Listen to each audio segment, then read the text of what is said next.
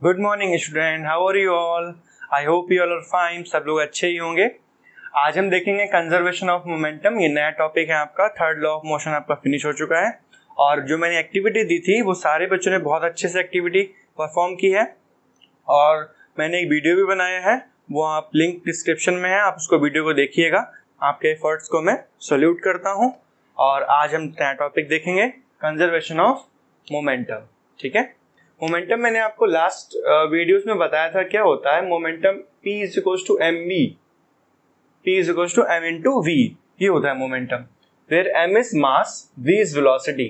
Okay, so what is the meaning of conservation? Means conservation मतलब होता है कि जो मोमेंटम होता है किसी सिस्टम का, कोई भी सिस्टम है, फॉर एग्जांपल कार मूव कर रही है, कोई प्लेनेट है ना, तो कोई भी सिस्टम हमारा हो सकता है।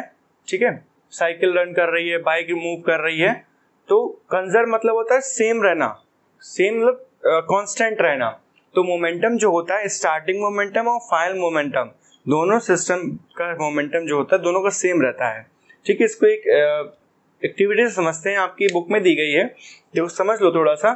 जैसे फॉर एग्जांपल आपके पास एक स्टैंड है और आपने इसको एक धागे से आपने एक टेस्ट ट्यूब को इस तरीके से टाई कर लिया। ठीक है, धागे से इस टेस्ट ट्यूब को टाइट कर लिया। टेस्ट ट्यूब देखा होगा, इस लंबी लंबी ऐसे इस तरीके से होती है। ठीक है, टेस्ट ट्यूब, उसको आपने टाई कर लिया। ठीक है, और उसमें आपने पानी को, वाटर को फिल कर दिया और ऊपर से एक कॉर्क लगा दिया, कॉर्क स्क्रू, ढक्कन लगा दिया इसका, लकड़ी का कॉर्क। ठीक है, और फिर आपने क्या किया, नीचे से इसको हीट करना स्टार्ट किया। आपने इसको हीट करना स्टार्ट किया तो क्या होगा, पानी जो होगा वो बॉईल होना स्टार्ट होगा, गर्म होना स्टार्ट होगा। और फिर क्या होगा कि ये जो यहाँ से वेपर्स बनना स्टार्ट हो जाएंगे। पानी जो किस में कन्वर्ट होगा, वेपराइजेशन होगा ना, तो ये गैस में कन्वर्ट होना स्टार्ट हो जाएंगे। तो जब गैस में कन्वर्ट होगा तो एक टाइम ऐसा आएगा, ये जो गैस मॉलिक्यूल्स हैं इस कॉर्क के ऊपर फोर्स लगाएंगे और ये कॉर्क बहुत तेजी से आगे की तरफ मूव करेगा, ये निकल जाएगा। ठीक है, और जो टेस्ट ट्यूब है वो पीछे की तरफ रिकॉइल होगी, पीछे की तरफ मूव करेगी, उसको बोलते हैं रिकॉइल होना। ठीक है, पीछे की तरफ मूव करेगी। तो ये जो कॉर्क की स्पीड है वो बहुत ज्यादा होगी और जो टेस्ट ट्यूब पीछे की तरफ मूव करेगी वो उसकी स्पीड कम होगी। तो यहाँ से ये एग्जाम्पल मैंने जो बताया ऐसा क्यों हुआ, क्योंकि ये कंजर्वेशन ऑफ मोमेंटम यहाँ पे लग रहा है। अब ये इसको थोड़ा और समझते हैं। देखो, जैसे कि मैंने क्या आपको बताया था कि अगर एक बॉल है, ठीक है, और वो मूव कर रही है, ठीक है, m मास की बॉल है और v वेलोसिटी से, u वेलोसिटी से मूव कर रही है, तो इसका मोमेंटम क्या होगा, pu। ठीक है, pu हो गया। और मैंने इसके ऊपर फोर्स लगाया अगर f, इसका मोमेंटम क्या हो जाएगा, v हो जाएगा, P इंटू वी हो जाएगा, मोमेंटम चेंज हो गया। तो अगर इसका मोमेंटम चेंज क्यों हुआ, फोर्स लगाने से हुआ ना। तो अगर किसी सिस्टम पे फोर्स नहीं लग रहा, ये फोर्स नहीं है, ठीक है, तो क्या होगा, तो इसका मोमेंटम क्या रहेगा, सेम रहेगा, पी यू ही रहेगा, कंजर्व रहेगा, सेम मोमेंटम रहेगा, है ना। जो स्टार्टिंग में है वो फाइनल भी रहेगा, पी यू, है ना। अब जब हमने फोर्स लगाया तो मोमेंटम क्या हो गया, चेंज हो गया, तो यहाँ पे मोमेंटम कंजर्व नहीं हुआ। ठीक है, तो कंजर्वेशन मोमेंटम एक डेफिनेशन क्या हो जाएगी, द टोटल, इसकी डेफिनेशन आप लिखेंगे, डेफिनेशन। ठीक है, ये मैंने एग्जांपल समझाया, इसको मत नोट करना। The total momentum of any system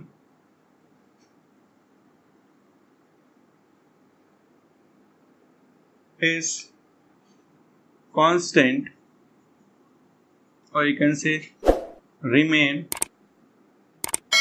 conserved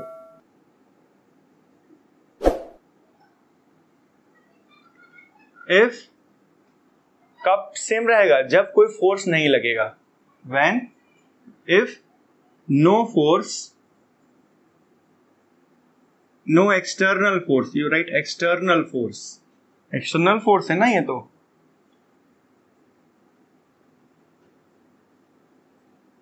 act on it, okay, no doubt. Now we will do the mathematical proving of conservation of momentum. ये इंपॉर्टेंट प्रूविंग है, जैसे F इज टू ma की proving important है, उसी के तरीके से conservation of momentum की भी प्रूविंग इंपॉर्टेंट है. इसको समझने के लिए हम कुछ एग्जांपल्स से इसको आपको समझाएंगे बहुत इजी तरीके से. इसको ध्यान से समझना, ठीक है. इसको एग्जांपल से समझेंगे. सपोज आपके पास एक बॉल है A, ठीक है, उसका मास है m1, ये फर्स्ट बॉल है, ठीक है, और ये इस साइड मूव कर रही है, राइट साइड में. वेलोसिटी कितनी है? u1. ओके, एक गेंद है और जा रही है इस तरीके से u वेलोसिटी से, ठीक. इधर से एक दूसरी बॉल है, सेकंड बॉल है, ठीक है, और this is b ball. Okay, और इसका मास है m2, मतलब दोनों का मास क्या है? डिफरेंट है, ठीक है. एक छोटी एक बड़ी है, ऐसे समझो, ठीक है, और वो इस साइड मूव कर रही है, दोनों आमने सामने आ रही हैं u2 वेलोसिटी से. इसकी वेलोसिटी कुछ और है. ऐसे समझो कि दो कार हैं, एक इधर से आ रही है, एक इधर से आ रही है. ये बॉल है, मैंने बॉल एग्जांपल ले लिया, ठीक है. ओके, एक टाइम ऐसा आएगा कि दोनों टकरा जाएंगी. एक टाइम ऐसा आएगा दोनों टकरा जाएंगी, कोलाइड हो जाएंगी. टकराना मतलब कोलाइड हो जाना, ठीक है. ये m1 हो गई और यहाँ पे आपकी m2 बना देते हैं, ठीक. ये दूसरी वाली बॉल हो गई आपकी, ठीक है. ये फर्स्ट, ये सेकंड, ये B, ठीक है.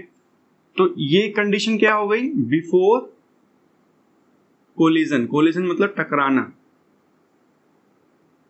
और ये कंडीशन क्या हो गई? एट कोलिजन, ठीक है. दोनों ऐसे करके आ रही हैं, ऐसे टकराई, ठीक. तो ये बॉल जो है इसके ऊपर फोर्स लगाएगी इस तरह इधर की तरफ, ये वाली बॉल इधर फोर्स लगाएगी, और ये वाली बॉल, इसको रेड से दिखा देते तो आपको इजी रहेगा. रेड वाला फोर्स जो है, रेड वाली बॉल का फोर्स इधर लगेगा, ठीक है, और ब्लैक वाली फोर्स इधर लगाएगी, इस डायरेक्शन में लगाएगी, ठीक है. तो इसके ऊपर फोर्स कौन सा लगेगा? यही बॉल तो लगाएगी फोर्स इसके ऊपर, तो ये हो जाएगा force on ball A due to B. ये इसको समझो थोड़ा सा. यहाँ पे ब्लैक वाला फोर्स जो है कौन लगा रहा है? ब्लैक वाली बॉल, ठीक है. तो ये फोर्स लग किस पे रहा है? रेड पे लग रहा है ना. तो क्या लिखेंगे? FAB, मतलब फोर्स ऑन बॉल, लिख लो फोर्स ऑन बॉल A. किसकी वजह से? Due to B, due to B, ठीक है. फोर्स लग रहा है A बॉल पे B के कारण, ठीक. सिमिलरली रेड वाला जो फोर्स है तो किसके ऊपर लगेगा? बॉल B पे. तो ये क्या हो जाएगा? FBA. ये क्लियर हुआ? ये क्या हो जाएगा? Force on ball B due to A. ये फोर्स इसके ऊपर लग रहा है ना, ये बॉल ऐसे फोर्स लगाएगी, किसके ऊपर लगेगा? इसके ऊपर. तो ये फोर्स क्या हो जाएगा? Force on ball B due to A, ठीक है. ये लिखने का रिप्रेजेंटेशन है, ठीक है, ये ध्यान रखना. Force on ball B due to A. Okay. अब दोनों जब बॉल टकराएंगी, टकराने के बाद पीछे की तरफ जाएंगी, ऐसे बॉल आ रही टकराई, और टकराने के बाद चिपक थोड़ी जाएंगी, दोनों में स्टिक थोड़ी हो जाएंगी, पीछे की तरफ झटका लगेगा ना. चलो वो भी कर लेते हैं. टकराने के बाद बॉल क्या हो गई? पीछे की तरफ मूव कर गई, मास रहेगा सेम, ठीक है. और किस वेलोसिटी से पीछे गई है? v1 velocity. वेलोसिटी चेंज हो जाएगी, जाहिर सी बात है. कार, फॉर एग्जांपल, कार बहुत तेजी से आ रही हैं और टकराने बाद, एक्सीडेंट होने के बाद क्या होगा? पीछे की तरफ जाएंगी और उनकी वेलोसिटी चेंज हो जाएगी. v2 मान लिया, सेकंड बॉल के लिए, ये फर्स्ट बॉल के लिए. इसका मास सेम रहेगा, ठीक है, मास थोड़ी कम हो जाएगा. फिगर क्लियर हुई? अगर फिगर क्लियर हो गई है, अगर फिगर क्लियर हो गई है तो सारी चीजें क्लियर आपको हो जाएंगी। ठीक है, now you write down m1 क्या है? Mass of ball A, m2 क्या है? Mass of ball B, u1 क्या है? Initial velocity of ball A, u2 क्या है? Initial velocity of ball B, v1 क्या है? Final velocity of ball A, v2 क्या है? Final velocity of ball B। ये लिख लो, और ये तो आपने लिखा ही हुआ है। ठीक, अब देखो बिफोर कोलिजन, तो ये क्या होगा? स्टार्टिंग मोमेंटम होगा यहाँ पे, तो यहाँ पे लिखेंगे इनिशियल मोमेंटम। इनिशियल मोमेंटम क्या होगा? P1 कितना हो जाएगा? m1 u1, P2 क्या हो जाएगा? m2 u2। यही तो होगा, दोनों को मल्टीप्लाई। तो यहाँ पे लिखो चेंज इन इनिशियल मोमेंटम क्या हो जाएगा? Change in initial momentum P2 minus P1, change मतलब डिफरेंस, तो ये क्या हो जाएगा? m2 u2 minus m1 u1। ठीक है, similarly change in final momentum क्या हो जाएगा?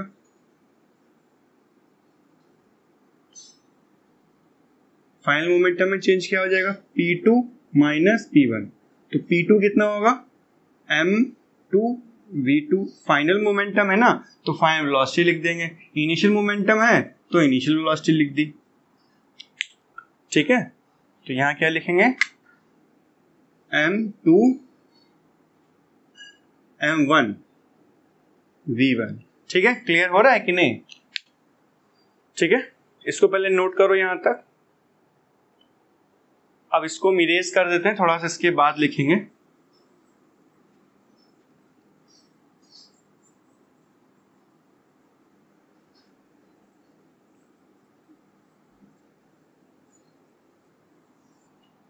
नाउ सी, अब देखो यहां पे जो कोलिजन हुआ है, दोनों फोर्स जो है वो इक्वल होंगे। दोनों फोर्स इक्वल होंगे क्योंकि ये एक्शन रिएक्शन फोर्स हैं और अपोजिट डायरेक्शन में लग रहे हैं। दोनों फोर्स इक्वल होंगे। तो यहां लिखो by Newton's third law FAB equal to FBA। दोनों फोर्स इक्वल होंगे, बट ये अपोजिट डायरेक्शन में है, एक उधर है एक इधर है, तो हम यहाँ पे माइनस का साइन लगाएंगे। माइनस साइन क्यों लगाएंगे? क्योंकि ये अपोजिट डायरेक्शन में है दोनों फोर्स। ठीक है, तो देखो यहाँ पे अब ये फोर्स क्या है? Force on ball A due to B। ठीक है, तो देखो यहाँ पे F इज इक्वल टू क्या होता है फॉर्मूला? MA। ठीक है, यहां लिखो MA A A। ये कैसे आया? देखो F is equal to MA। अब ये फोर्स किसका है? A बॉल पे है ना, पहले A लिखा है ना, तो A लिख दिया यहाँ पे। अब देखो यहाँ पे, अब यहाँ पे क्या लिखेंगे? M B A B। ठीक है, ये लिखेंगे। ठीक है, बॉल B के लिए, बॉल B पे लग रहा है ना फोर्स। ठीक, अब देखो अभी A बॉल क्या है? 1 लिख देते हैं इसको, क्योंकि A बॉल हमने 1 मानी है। ठीक है, तो इसको भी A1 कर देते हैं, इजी रहेगा आपके लिए। इसको भी A2 कर देते हैं। ठीक है, अब A इज इक्वल टू क्या होता है? V minus you upon T होता है। तो यहाँ लिखो V, अब V माइनस यू 1 है तो 1 लिखेंगे, U1 upon T. V2 minus U2 upon T, 2 है तो 2 लिख दिया। अब देखो यहां से T कट गया, ठीक है, सेम लिख दो। ठीक है, अब देखो इसको अंदर मल्टीप्लाई करो,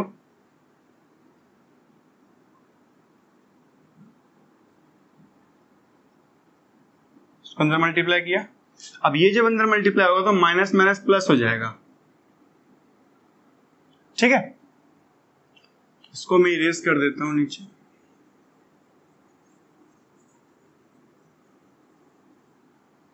अब देखो इसको मैं इधर ले आऊंगा तो ये प्लस का हो जाएगा, और इसको मैं इस साइड ले जाऊंगा, m1u1 प्लस m2u2। तो ये क्या है, फाइनल मोमेंटम।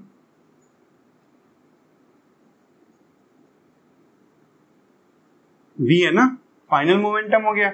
यहाँ पे u है मतलब इनिशियल मोमेंटम हो गया, इनिशियल मोमेंटम। तो हम देखो यहाँ पे प्रूव कर दिया कि फाइनल मोमेंटम जो है वो इनिशियल मोमेंटम के इक्वल होगा। तो इसका मतलब ये हुआ कि दोनों का मोमेंटम जो है वो कंजर्व है। मोमेंटम क्या, दोनों का सेम रहेगा। स्टार्टिंग मोमेंटम और फाइनल मोमेंटम दोनों का सेम रहेगा जब इसके ऊपर कोई फोर्स नहीं लगेगा। यही तो स्टेटमेंट लिखाया था, the total momentum of the system remain conserved if no force act on it. इसके ऊपर कोई फोर्स लगा, एक्सटर्नल नहीं लगा, कोई बाहर से किसी ने धक्का मारा हो या फिर फोर्स लगाया हो, नहीं लगा। तो स्टार्टिंग मोमेंटम जितना था और जो फाइनल मोमेंटम जितना था वो दोनों सेम रहेगा। ठीक है, ये प्रूव मैंने किया है यहाँ पे। ये थोड़ी प्रूविंग टिपिकल होती है बच्चों के लिए, बट ऐसा है नहीं। इसको 2-3 बार प्रैक्टिस करोगे ना तो आपको ये क्लियर हो जाएगी।